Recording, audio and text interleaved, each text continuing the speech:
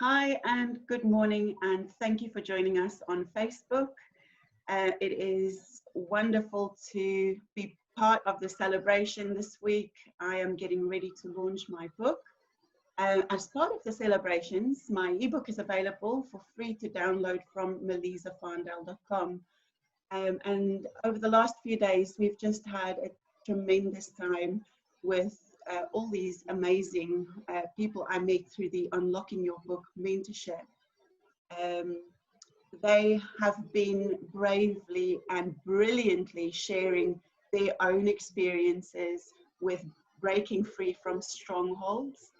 And we are exposing some lies this week and sharing the truth that set us free. And today I am so blessed to have Jo Colyer with me. She has been an amazing friend, and I've got a special place in my heart for her because we are on the same ground, all the way from England.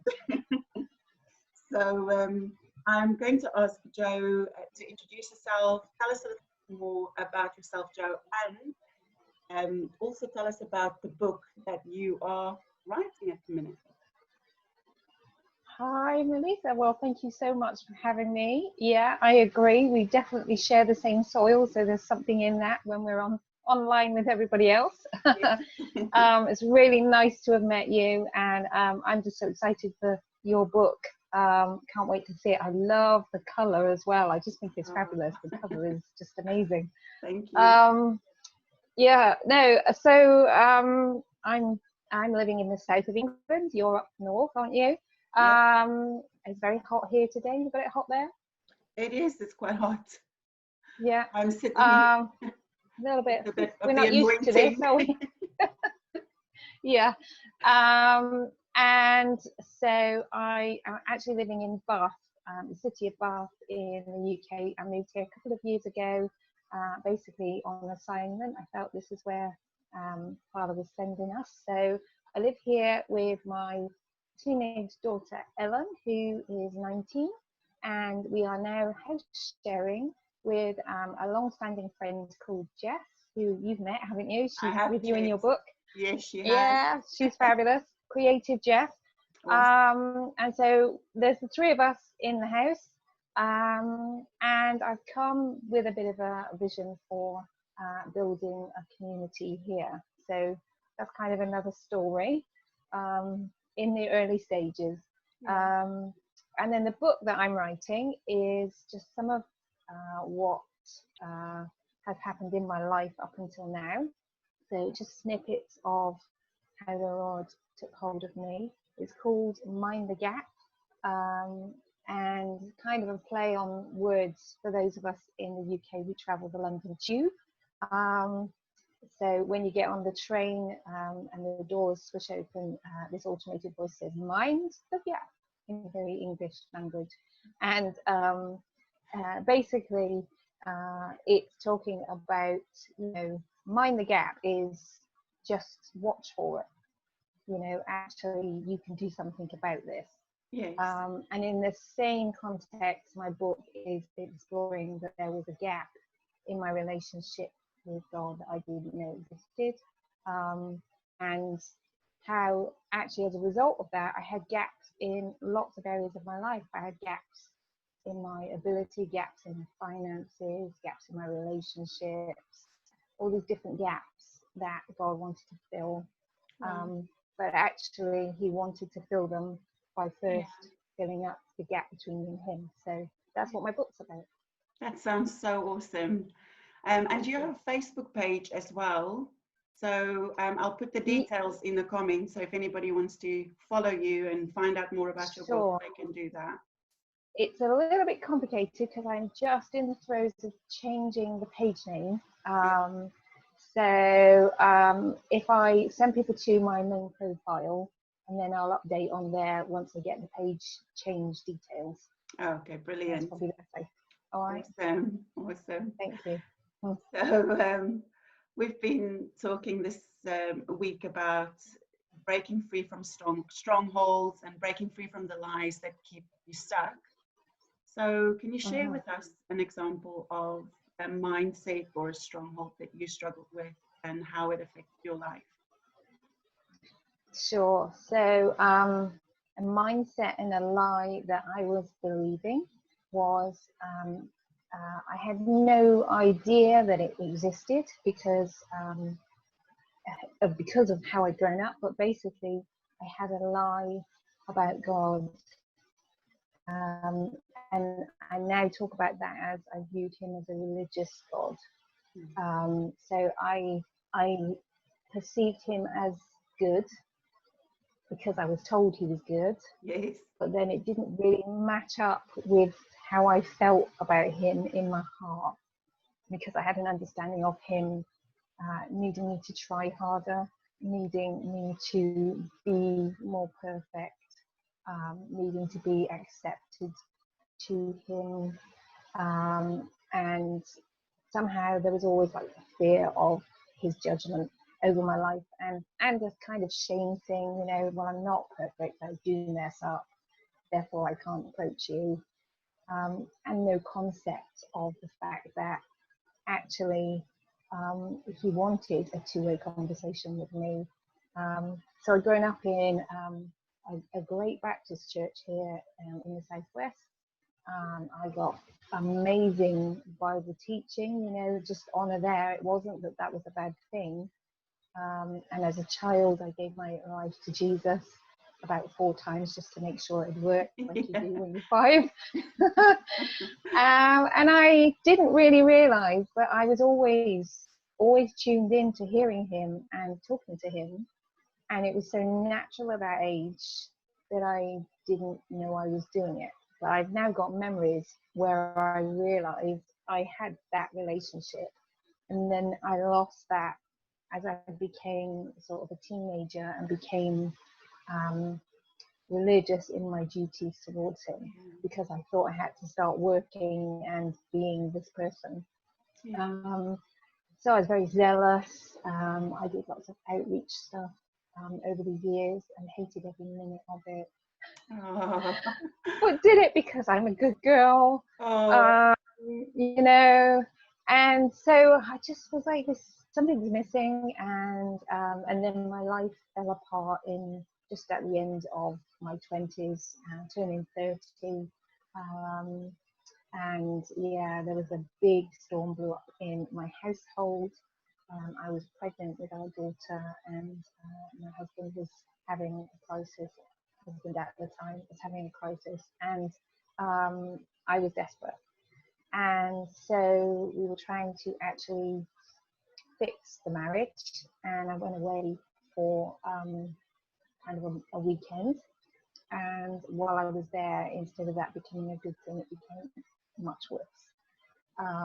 And I remember I was like, it was so weird because I've been trained to believe that I had to work.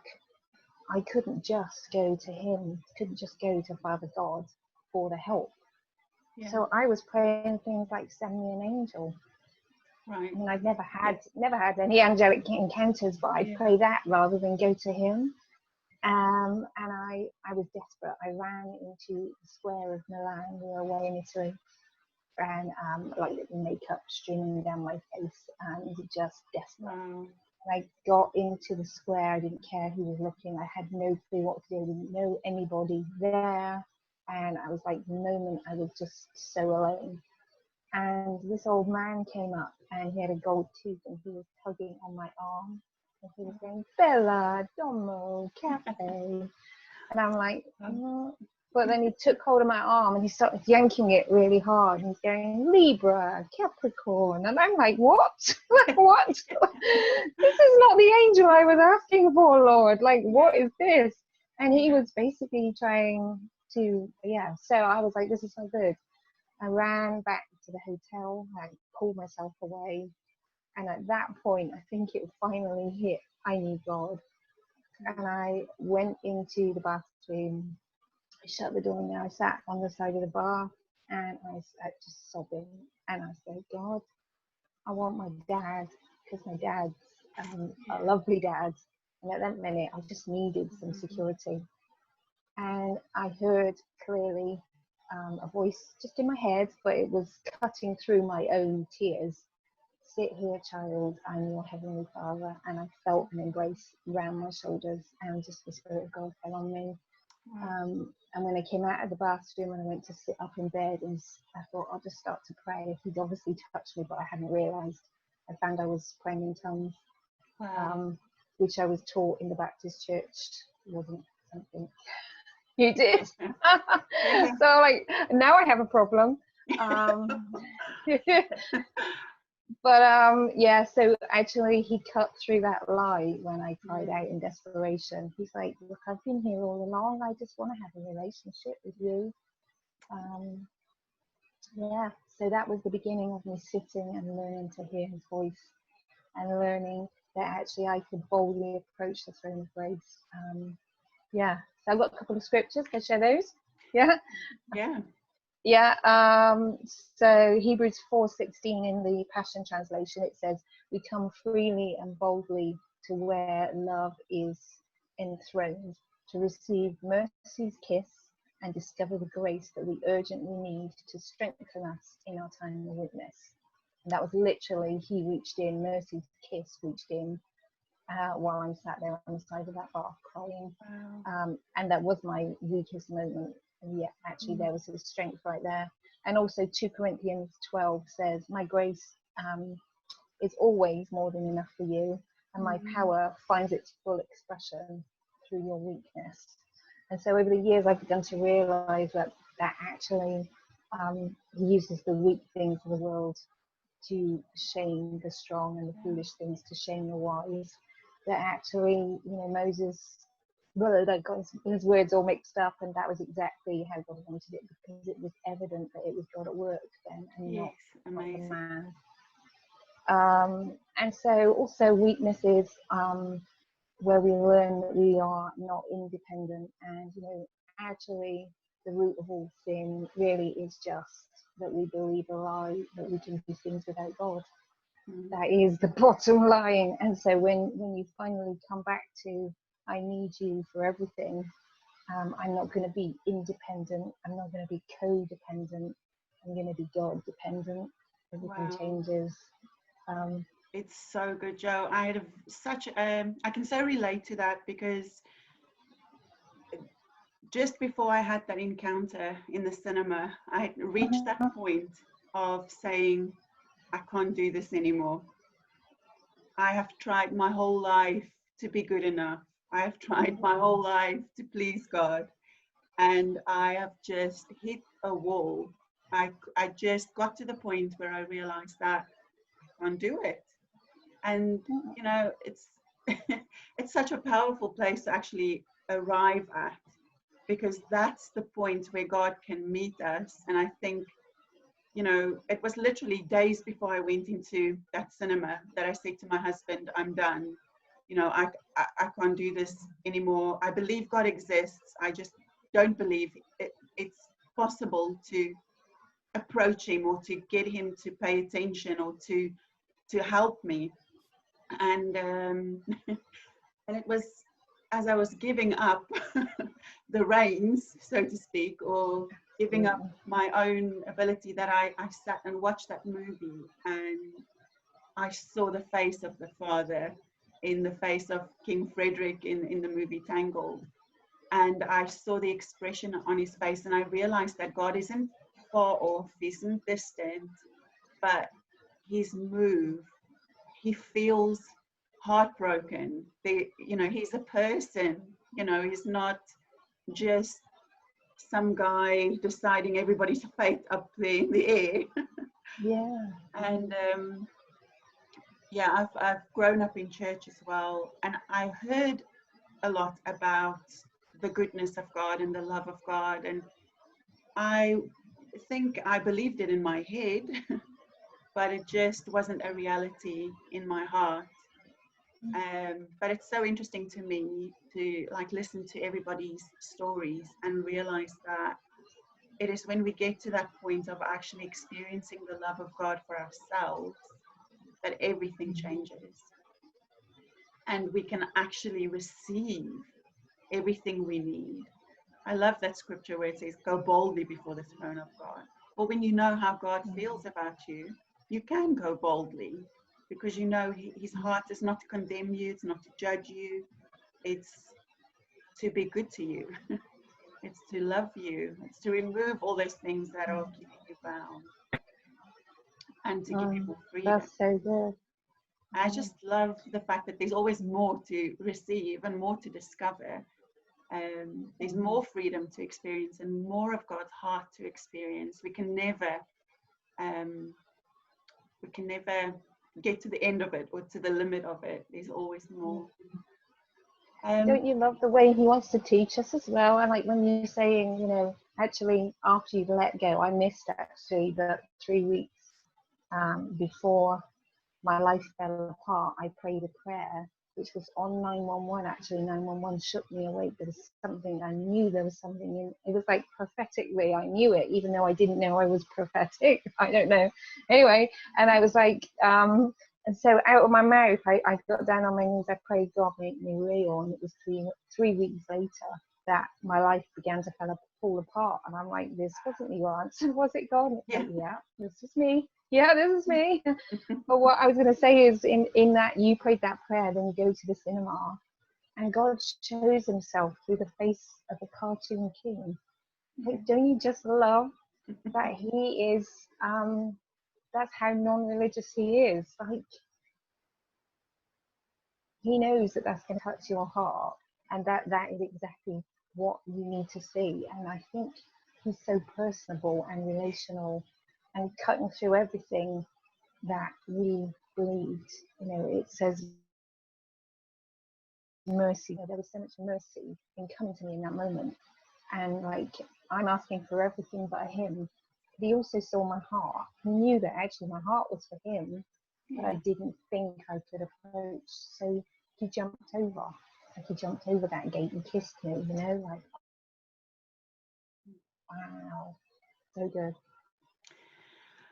Do you have any advice to give to anybody who is struggling with that same kind of stronghold of independence and trying really hard and trying to reach God's heart? Advice number one, stop trying. Give yourself a break, because you'll just get frustrated, and he's not asking you to, so you really don't need to. I would say pray some dangerous prayers. Pray things like, help me let go of anything I think that is wrong about you. You know, ask him to reveal the true God to you, because 9 times out of 10 you're stuck there because you believe something that isn't true, and you don't mean to, but that's just how the world and your life has conditioned you to think. And so if you say, help me, God, to see who you really are, you know, pray, take those lies from me. He's going to cut right through that. And yeah, you know, dangerous prayers, they do stir things up, mind. But don't let that hold you back, because actually you want to be stirred up, because you come alive. Yeah. You know, I went through a heap of stuff, but I would never trade going through that for staying where I was. Never. Yeah. So, you know, be brave. Yeah. Know that he's with you, he loves you. And maybe if you're not confident about how he might speak to you, start with the scriptures. Just begin to ask him to put something in your heart. Maybe just sit there. And also I was going to say, if you feel like you find it hard to quieten your thoughts, so you're frustrated, you're troubled, it's actually quite hard to just sit and allow the Lord in, because you've got all this stuff. I put it in my book, it's like you approach the throne of grace with a heap of baggage in your hands, and it'll go in, where are you, God? Because you're trying to look around the side of all the stuff. But he actually says, cast it on him. So you don't just come and stand there with it, you put it down. Yeah. So you come and you hand it. So if there's things, even if it's current you feel angry about him, you can take it, tell him, actually put that on him, give it to him, and you will clear the room for him to talk back to you. That's so good. And that's the thing, we can be real with God. We don't have to pretend. And that was a big challenge for me actually as well, because I was so used to pretending everything was okay. So it's a learning curve, and it's uncomfortable to leave that stronghold. But I always think that the discomfort of leaving the lie is smaller than the discomfort of staying stuck. You know, the pain of staying stuck is so much bigger than the pain of actually breaking down that stronghold and starting to move out of that comfort zone. Jo, thank you so much for your time this morning. Is there anything else that's on your heart to share? I was just when you just said that about staying stuck in the stronghold, I remembered my spiritual mum, who I had initially in my journey for 3 years, said to me one day, the trouble with Christians is they all sit in prisons that they get comfortable with, and so they find them safe. But what they have never realized is Jesus has already opened the door, and if they turned around, they can just walk straight out. Wow. And they have the choice of a black and white prison or the blue and green of the outside world.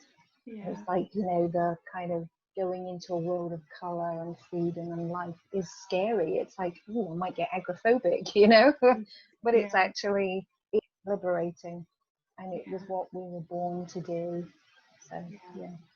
That's so awesome. What a good picture. That's really good. Thank you so much for sharing your heart and your experience with us today.